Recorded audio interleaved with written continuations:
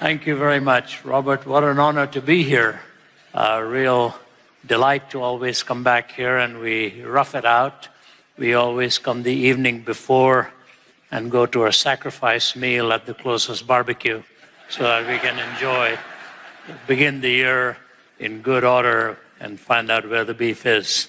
We did that last night, had a great dinner with Robert and Steve. It's not too often we get to do an extra day, frankly.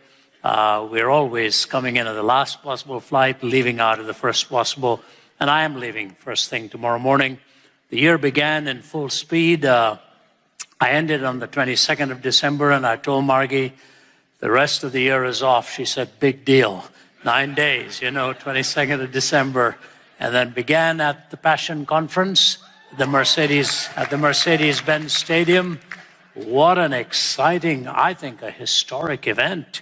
65,000 backing that arena, mainly those in their 20s. Had the privilege of teaming up with our hosts, Louis and Tim Tebow and several others, and see what God is doing, to see 65,000 of them with their hands raised, worshiping. I mean, it's a foretaste of really what our eternal joy will be. And then come here, and early tomorrow morning I fly out to go to a country I cannot name. We're in a closed country. I was there about 4 or 5 weeks ago and drove through the desert for about 4 hours to speak to a full audience, turned around, drove back 4 hours, took a flight, and flew out of there. Did 2 cities in that country, and as the Anglicans would say, this is the 3rd time of asking. So I'm there again for just 1 night. We go in, do it, and get out. But we do it with a visa, and I ask you to just pray. As one man said, he'd been praying for 33 years in that land that we could have such an event. So I'm not allowed to name it for you. After it's all done, I might just give you a little report. But that's the way it is. We hit the ground running. And the media may often talk about all that the churches are losing. Maybe some of those churches needed to lose some.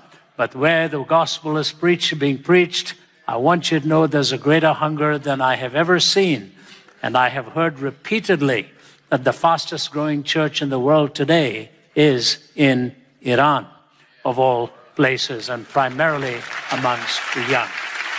So here we are. But, the fact of the matter is, time flies tonight. So just so you know, because you may have children, you may have plans, I'd like to follow Robert Morris' example. I'll be speaking to you for 32 minutes. And then you can do everything after that, so you can keep your concentration powers on. And they've given me a good reminder. But English is the only language that I know in which the watch runs. Every other language I know, the watch walks. In Hindi, they say, "Ghadi chal rahi hai," the watch is walking. And maybe that's why we're going nowhere, where I come from, but at least maybe that's why we get less ulcers along the way as well. Robert, a wonderful New Year to you, friend. When you were in that critical stage, my goodness, I was in another part of the world, and our eyes were filled with tears. I was keeping in touch with Steve. It was touch and go. I was going to say nip and tuck, but that would be too much of an irony. There was the nip and tuck going on, and it was touch and go, and God's got some wonderful things for this man and this church to still do. It's always thrilling to see how he intervenes. We often think that we are the only ones who ask questions, that all the great saints before us never struggled with these issues. Nothing could be farther from the truth. The man whom Jesus brought onto the Mount of Transfiguration, and both of them, Moses and Elijah, gave God some of his biggest challenges. One on the verge of despair, another one saying, "Why on earth do you want me to even do this?" His prayer was, "Here am I, Lord, send Aaron." He didn't want to go. He simply didn't want to do it. If you go through the scriptures, you will see some of the most passionate people who served with a very devoted heart, had the toughest and the most emotionally driven questions. You know, faith is a perpetually defeated thing which survives all its conquerors. Faith is a perpetually defeated thing which survives all its conquerors. So says G.K. Chesterton. It'll always be hammered, it'll always be attacked, but the Bible will always rise up to outlive its pallbearers. Those who try to bury the word find out it survives all those attacks. So here's a man struggling with questions, and I'm calling this message, Though the Fig Tree Does Not Bud. Because as you look around, what we see seems like a lot of death and destruction and despair. And a man raised those questions. His name was Habakkuk. Scattered verses beginning from chapter 1. The oracle that Habakkuk the prophet received. How long, O Lord, must I call for help? But you do not listen. Or cry out to you violence, but you do not save. Why do you make me look at injustice? Why do you tolerate wrong? Destruction and violence are before me. There is strife and conflict abounds. Therefore, the law is paralyzed and justice never prevails. The wicked hem in the righteous so that justice is perverted. Some of you might remember the war that was titled Desert Storm. That phrase was taken right out of this particular book when you see in verse 9, they all come bent on violence, their hordes advance like a desert wind. And so even our military was aware of all the kinds of oppositions that we were facing almost 2 decades ago. And the storm in many ways still rages. What Habakkuk raises here are 3 particular questions. I will go with them as time permits and give to you the answers that Habakkuk got. But let me just prepare you for this. No other worldview, immanent or transcendent, brings together such a coherent set of answers as the biblical writers do on this issue of pain, warfare, evil, suffering, even when history seems to be turning the tide against those who wish to follow him. 3 things he raises. How long must I cry out to you violence, injustice, evil, but you do not listen. You do not save. For a prophet to have raised that question was a challenge given to God and a constant demonstration of the grace and patience of God to listen to us when we raise such issues and how he answers. It took Job volumes of complaints before God says to Job, stand up like a man now, and I am going to speak to you. It was about in the mid-30s, nearly the 38th chapter, that God began to respond to Job. And so it is here with Habakkuk. 3 issues. Violence. Think of the world in which we live. If Habakkuk thought he saw violence in his day, think of the magnitude of violence in our time. Let me just give you statistics for the previous 4 centuries, just in the microcosm of Europe. What has happened in warfare? 17th century in Europe, 3.3 million were killed in war. That was one of the lowest numbers, 3.3 million. It's like a large mega city was wiped out in warfare. I'm not talking all of violence, just in the microcosm of Europe, 3.3 million. In the 18th century, 5.2 million. 19th century, 5.5 million. And in the 20th century, going into 1970s or so, the statistic at that time was 28 million in Europe alone. In the first three-fourths of the 20th century, 70 million were killed in warfare.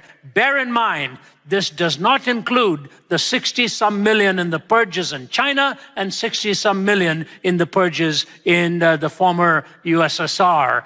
That was over 120 to 132 million just in those two countries. And I'm talking about the 20th century then.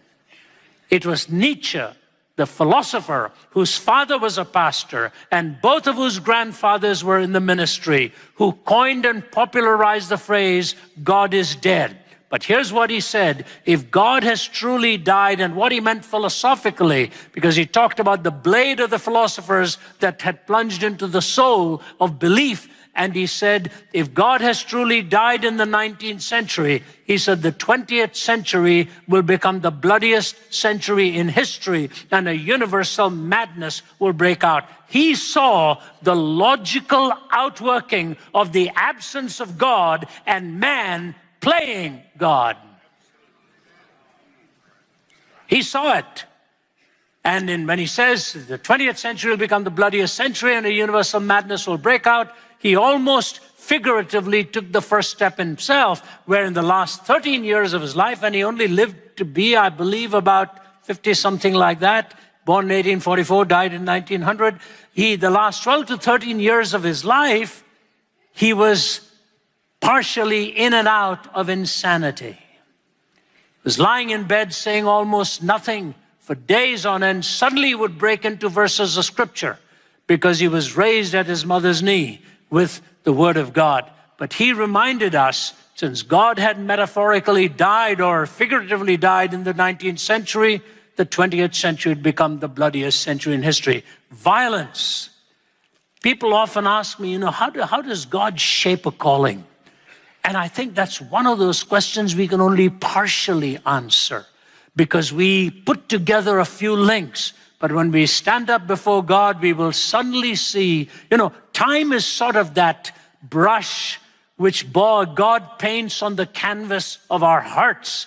Eternity is the full picture in which you'll see the finer points of how it all actually comes together. I think we'll be surprised and shocked at how God put together the entire canvas in our individual lives to place us in the place of his calling. For me, it happened in my mid-20s when I was in Vietnam. I was still an undergraduate student and traveled through the length of the country and saw the desolation of such kind of brutal killing that was going on in all kinds of places.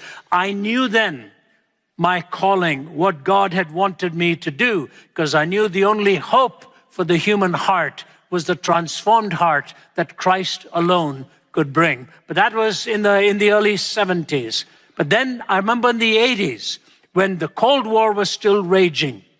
And at that time, I just shortly finished my graduate studies at Trinity in Chicago. And as I was speaking in Poland, I had been asked if I had ever been to Auschwitz. I said, well, I've been to concentration camps to visit, Buchenwald, Dachau, Birkenau, and all of those. Said, no, have you ever been to a death camp? I said, no, I haven't then. So this medical doctor took me there. And when you walk through Auschwitz, as recently Angela Merkel herself did, and was moved to tears as she stood there and publicly apologized to the whole world of what had happened, and the remnants of which are in Auschwitz. Just gives me goosebumps just thinking of what she must have felt to see what we had done to each other in what has been historically called the Third Reich. But I remember walking into the gas ovens there, and outside of which are the words of Hitler: I want to raise a generation of young people devoid of a conscience, imperious, relentless, and cruel. I want to raise a generation of young people devoid of a conscience, imperious, relentless, and cruel. Let me read for you in the diary of Rudolf Hess, who oversaw the camp at Auschwitz, what he says here. It's terrifying to think that a highly educated, trained man could put these words in his memorializing the whole thing. I was not properly conscious of the first gassing of human beings. Perhaps the procedure as a whole made too much of an impression on me. I do remember much better the gassing of 900 Russians soon afterwards in the old crematorium using Block 11 would have caused too much trouble. While they were still being unloaded, several holes were simply knocked through the earth and the cement ceilings. You can see those holes there, by the way, right now, of the morgue. The Russians had to undress in the outer room, and they all went quite calmly into the morgue since they had been told they were going to be deloused there. The whole transport walked right into the morgue. The door was locked, huge iron doors and just clamps coming down on them as you see it. The door was locked and the gas poured in through the openings. How long the killing took, I do not know. The hum could be heard for quite a while, however. When it was thrown in, some people suddenly cried, "Gas!" and a great roaring began and a rush to both of the doors. They withstood the pressure, however. After several hours, the room was opened and aired out. Then I saw the gassed corpses en masse for the first time, but I must be frank, this gassing had a calming effect on me, since the mass extermination of the Jews was due to begin soon, and neither Eichmann nor myself knew what method of killing might be used on the expected masses. Now we had discovered the gas and the procedure as well.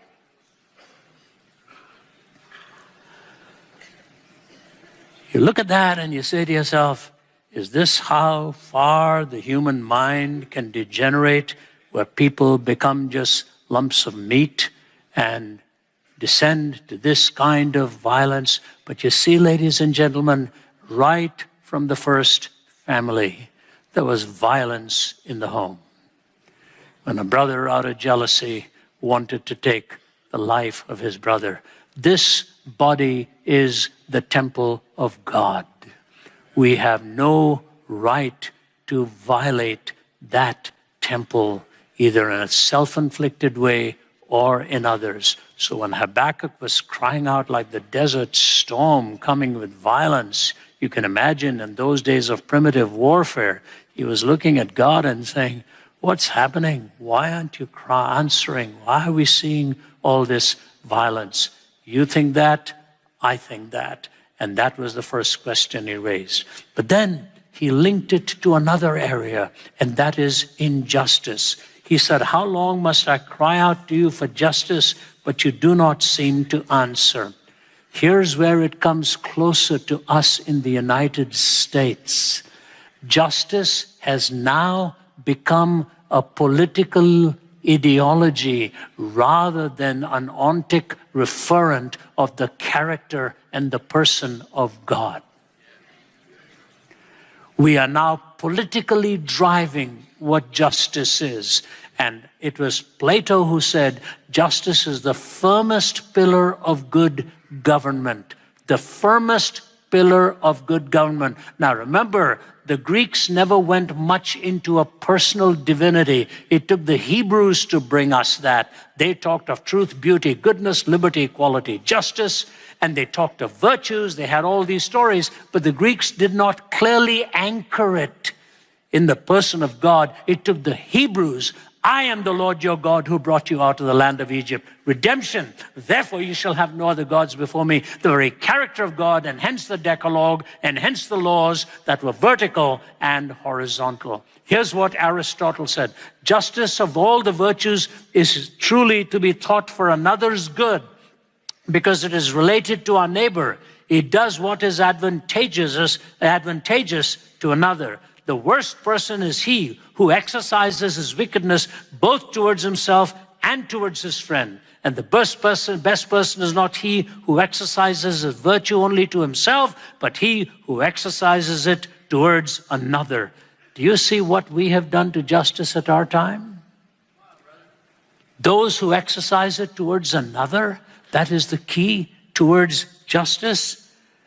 For this is a difficult task. Justice in this sense, then, is not a part of virtue, but virtue in its entirety. Nor is the contrary, injustice, a part of vice, but vice entirely. That's why Micah took the 613 laws of Moses and reduced it to 3, to do justice, to love mercy, and to walk humbly before your God. So justice is at the core of a people's character, and yet we see that being flaunted and losing our way consistently in this.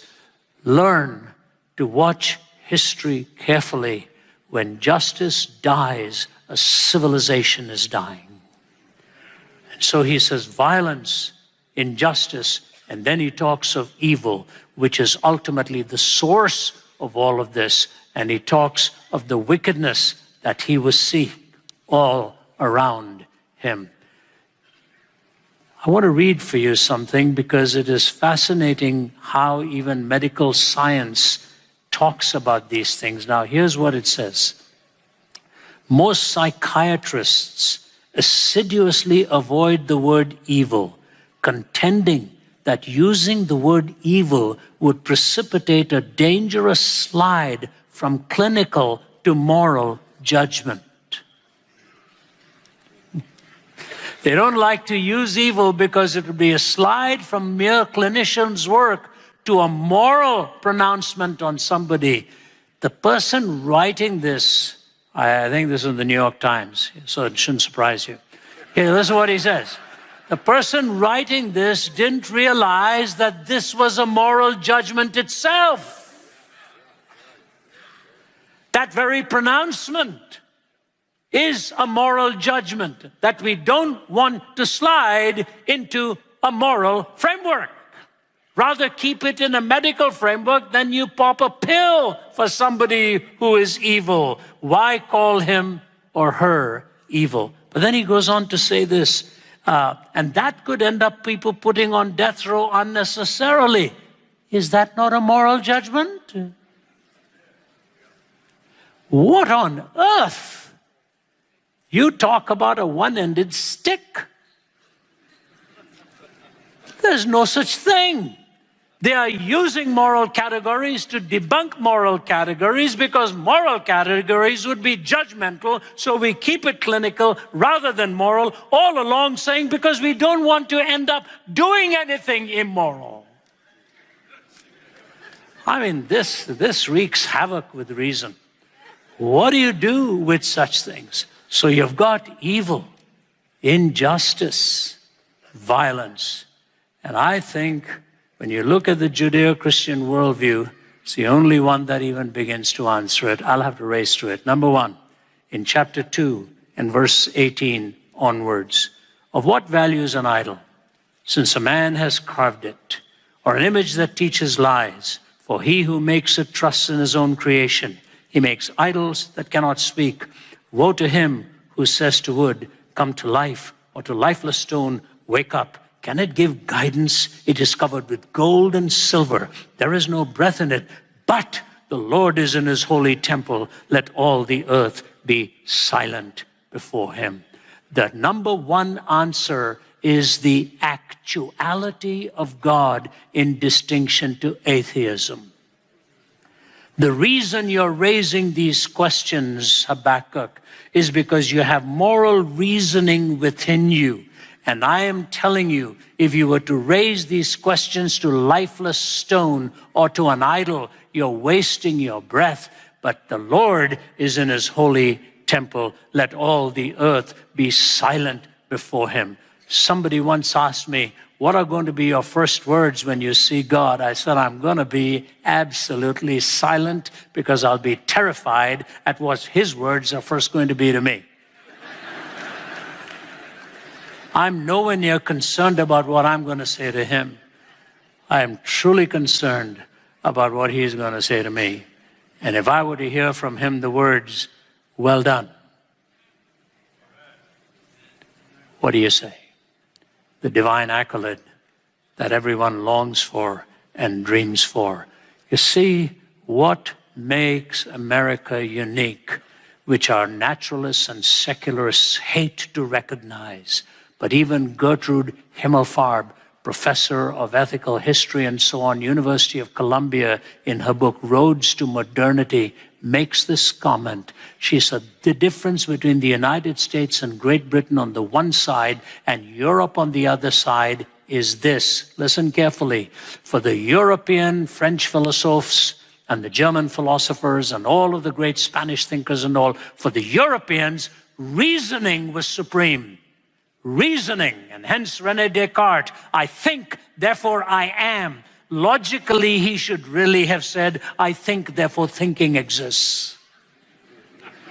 But he couldn't stop from going to the personhood. For the Europeans, it was reasoning, thinking. For the Americans and the English, says Gertrude Himmelfarb, it was not reasoning that was foundational. Hear this now. It was moral reasoning.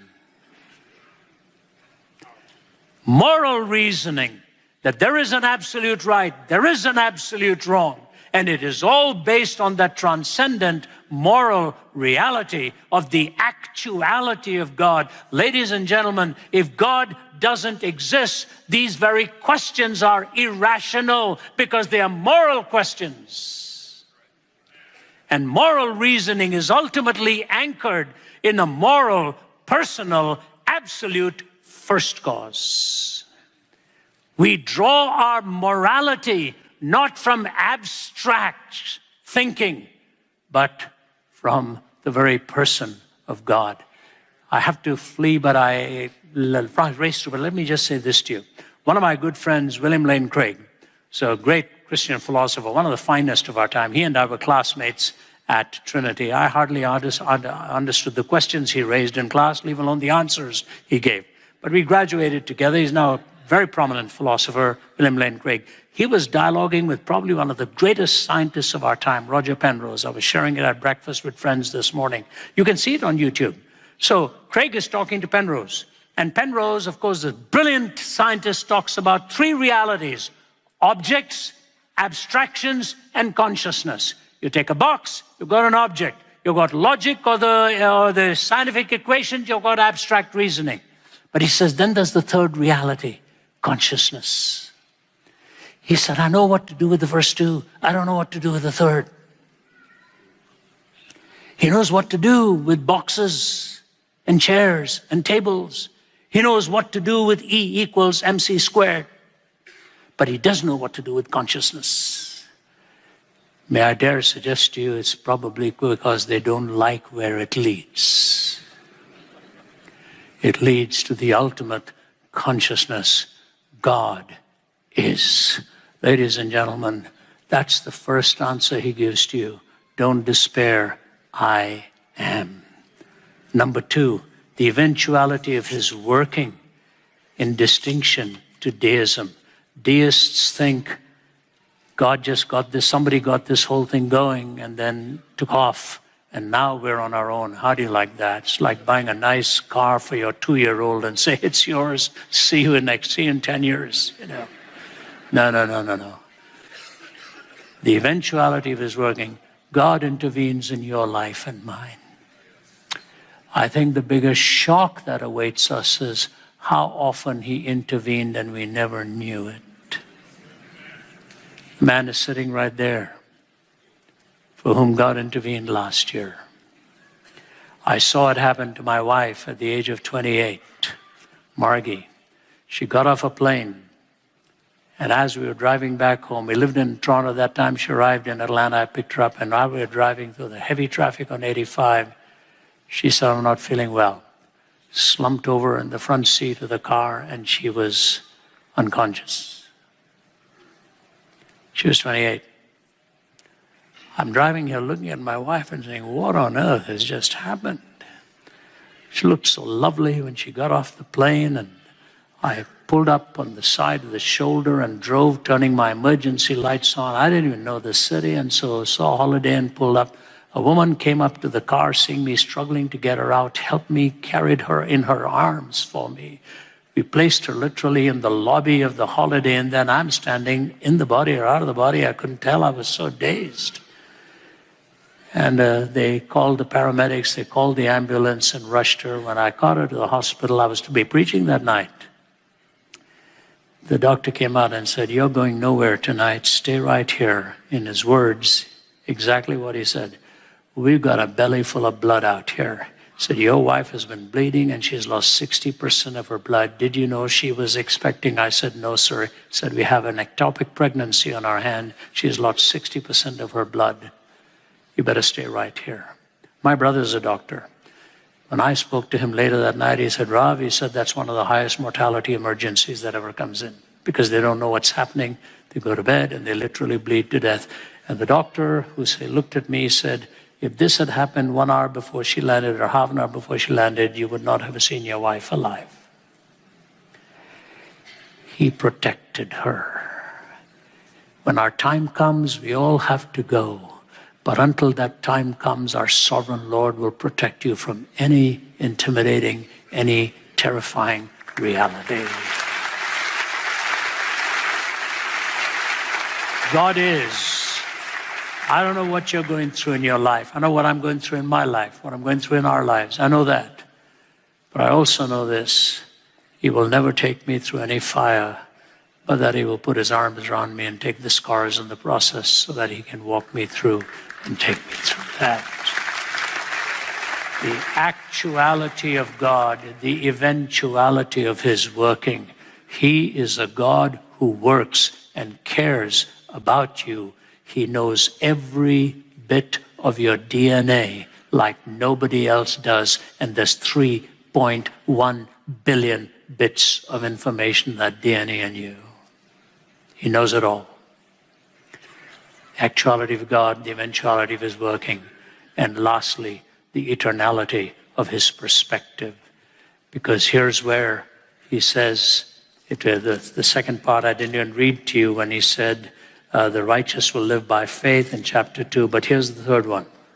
"I heard and my heart pounded, my lips quivered at the sound, decay crept into my bones, and my legs trembled, yet I will wait patiently for the day of calamity to come on the nation invading us. Though the fig tree does not bud, and there are no grapes on the vines, though the olive crop fails, and the fields produce no food, though there are no sheep in the pen, and no cattle in the stalls, yet I will rejoice in the Lord. I'll be joyful in God my Savior. The sovereign Lord is my strength. He makes my feet like the feet of a deer. He enables me to go on to the heights." Hind's feet on hind places is what Hannah Annard wrote years and years ago. The perspective. People say perspective is reality. No. Reality ought to shape your perspective. Perspective is not reality. It's what reality should actually shape your perspective. And eye has not seen, ear has not heard, neither has entered into the heart of man the things which God has prepared for them that love him. And as I leave you with these thoughts, and I say to you that the marvelous thing and the marvelous reality is that he pulls the threads together. And when you see the ultimate design, you will be the most shocked. A great preacher, W.E. Sangster, tells about years ago, was preaching in Leeds, and he was from Plymouth, and he was making a trunk call, as they called it, which wound its way through the Midlands, and you had to go from operator to operator to operator, a little bit like the Andy Griffith Show type thing. "All right, Gertie, get off, so I can finish this call." So the operators are listening. And so he was waiting to connect to his wife. And as he was waiting, he muttered the words of a hymn. "My knowledge of this life is small. The eye of faith is dim. But 'tis enough that Christ knows all, and I shall be with him." And one of the operators said, "Sir, could you say that again, please? Please say that again." Said, "My knowledge of this life is small. The eye of faith is dim. But 'tis enough that Christ knows all, and I shall be with him." She said, "You'll never know how much I needed to hear that tonight.